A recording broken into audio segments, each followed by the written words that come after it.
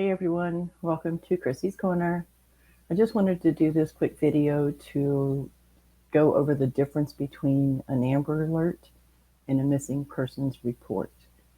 And yes, I'm doing this because of the Sophie Long case. There's been so many different views going out, different YouTube channels reporting on this, and I don't think really anyone knows exactly what's going on yet. What the biggest argument now is how come an Amber Alert hasn't been filed and only a missing persons report, which was confirmed. A Facebook group posted a video which I uploaded, I believe, yesterday that showed she did call and there was a missing persons report filed for Sophie. Now, what we know up to this point is Michael had custody because of everything that went on a year ago. I'm assuming that Kelly, the mother, Sophie's mom, had visitations because that's where it was then.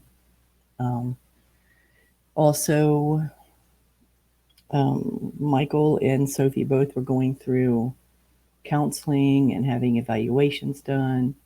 And apparently, Michael failed. I don't know if failed is the right word, but that's what they're saying, so I'm going to go with it. He failed a psych eval and was ordered to turn Sophie over to a family member.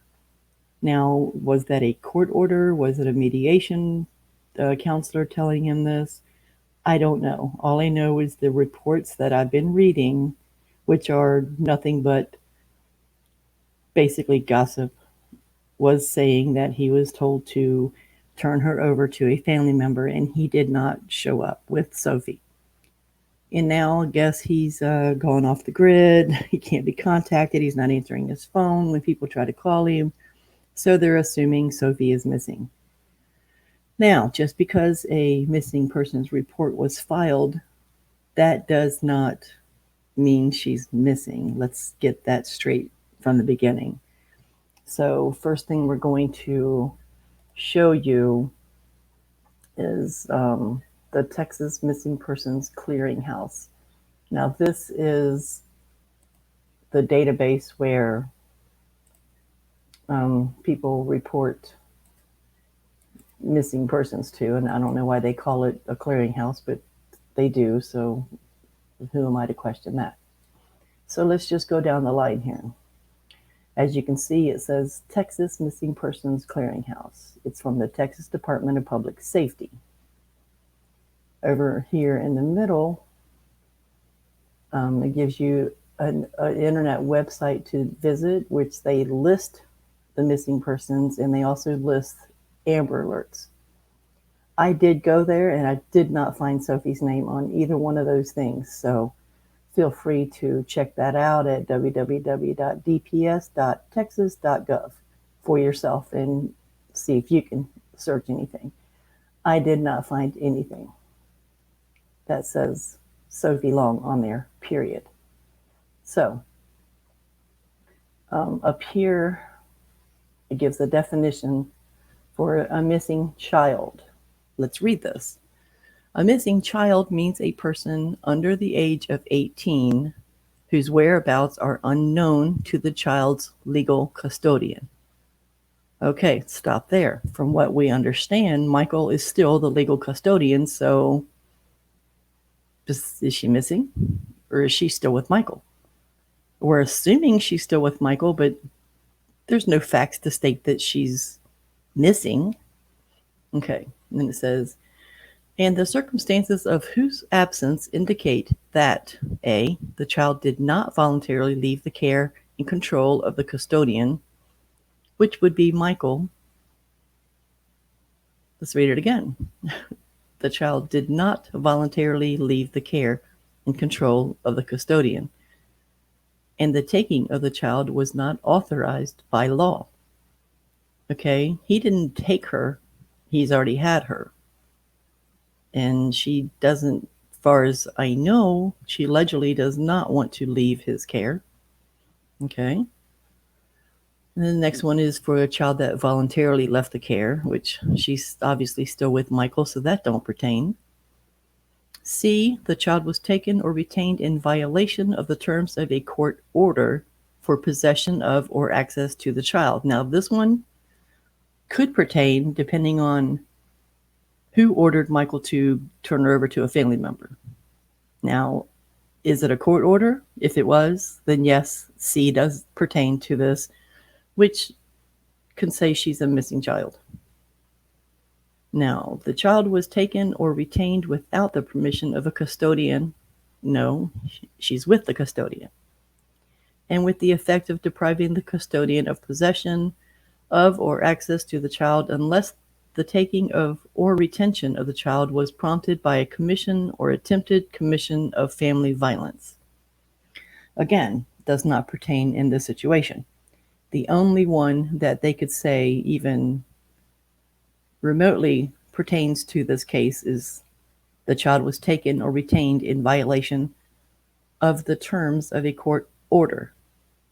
So, first we need to establish, was it an actual court order? Is it filed and signed by a judge that he had to turn her over, or was that just at the recommendation of the counselor who was saying that he failed the psych eval? Which again, that's an alleged thing. We don't know this. We read on, I believe it was my very first video 2 days ago, where Courtney Chalmers, who was Michael's ex, made a statement in a Facebook group, and she was the one saying that he failed a psych eval. That doesn't mean it's true, right? Okay, let's look at this one. I hit the wrong one. Let's go back. Sorry. Anyway, again, it's all speculation. We don't know really what's going on. Nobody knows where Michael's at, where Sophie's at. Nobody's been able to get in contact with them. Earlier today, I saw in the Facebook group that his now girlfriend, Elisa, I think her name is Elisa Bordion, had posted on her Facebook group a picture of her doing yoga, and it looked like she was on a boat on a river somewhere. So obviously they're not in distress if she's with them. So let's see what this one says here. This one is going to be a little hard for y'all to read because I can't blow this one up. So I apologize for that. Let's see if I can make it a little bit bigger. Yeah, that'll work a little bit. Okay, now this is for Amber Alerts. This is just telling you what the criteria is for an Amber Alert in the state of Texas. It says the following is required for Amber Alerts to be issued, according to the Texas Department of Public Safety. Okay, is the child 17 years of age or younger? Well, yeah, I think she's 10? Whose whereabouts are unknown. Well, Kelly doesn't know where she's at, and Courtney doesn't know where they're at. So, okay. And whose disappearance law enforcement has determined to be unwilling, which poses a credible threat to the child's safety and health. No. Unless, unless they do an investigation based solely on the psych eval, they're not going to be able to determine that there's a threat to her safety. So, and then it goes on to say, and if abducted by a parent or legal guardian, was the abduction in the course of an attempted murder or murder? No, it was not. He simply allegedly failed the psych eval, was told to turn her over to family, and decided he wasn't doing that and can now not be contacted. So that's the extent of her being missing. Now this, it says, or is this child 13 years of age or younger who was taken willingly or unwillingly without permission from the care and custody of a parent or legal guardian? No, she is with the parent and legal guardian. So this one cannot pertain to it either. And then it says legal guardian by someone unrelated and more than 3 years older. No. another parent or legal guardian who attempted or committed murder at the time of the abduction. No, that's not anywhere near pertaining to this. Then it says, is this child in immediate danger of sexual assault, death, or serious bodily injury? I would have to say no. It's definitely not in danger of sexual assault. I don't believe she's in any danger of death or serious injury because she's been fine this past year. From saying that, knowing that there's been no reports saying otherwise that I've seen. Has a preliminary investigation verified the abduction and eliminated alternative explanations for the child's disappearance? I'm assuming since a missing persons report was filed, that is what is going on now. They are doing a preliminary investigation to verify it. Once the Guadalupe Police Department or Seguin Police Department finishes their investigation, if they determine that her disappearance was due to dangerous situations or whatever, if she's in danger, then they'll issue the Amber Alert. Other than that, in Texas, apparently it's hard to get an Amber Alert issued from what I've been reading. Is sufficient information available to disseminate to the public to help locate the child, a suspect, or the vehicle used in the abduction? Yeah, they know who Michael is. I'm sure they know what he drives, what Sophie looks like. There's plenty of pictures going around about her. So that, yes. Again, it's really all going to depend on this psych eval, what it said. Is it going to determine that Sophie may be in danger, or is it just simply they don't like the way he believes in certain things and that's why they failed him and they just don't want to subject Sophie to whatever it is that he's teaching? I don't know. Therefore, no Amber Alert is issued as of yet. It is now July 13th, and this happened all on July 7th. So almost a week now. There's only been a missing persons report filed yesterday. So 5 days before they even filed the report. So now we just wait to see what the investigators come up with and whether they feel it's necessary to do anything further.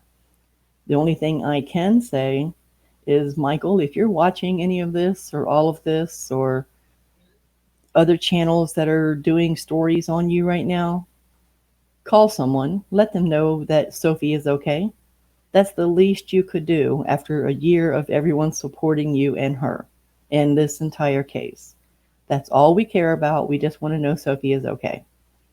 And then all these rumors and speculations and stuff can stop. But until then, nobody knows any different. So we're not going to assume that she's in danger because so far you've done nothing to prove that you would harm her. So I don't think that's the case. I think it's just a scorned lover being Courtney, upset that she can't contact you, or another ploy of Kelly trying to get custody back of her. I don't know. That's my opinion and my opinion only. Nobody has to agree with it, and it's definitely not a fact. It's just what I think. That's what I wanted to just bring you guys today, just let you know the difference between a missing persons report and an Amber Alert, and why an Amber Alert has not been issued as of yet. It's common sense. I read you both articles. I will link the websites that I used in the description of this video, and you guys can check it out yourself. But in the meantime, just keep hoping Sophie is okay and that Michael does the right thing by at least calling someone to let them know that she is okay. And until we have more information, that's going to be it for now. Talk to you later. Bye.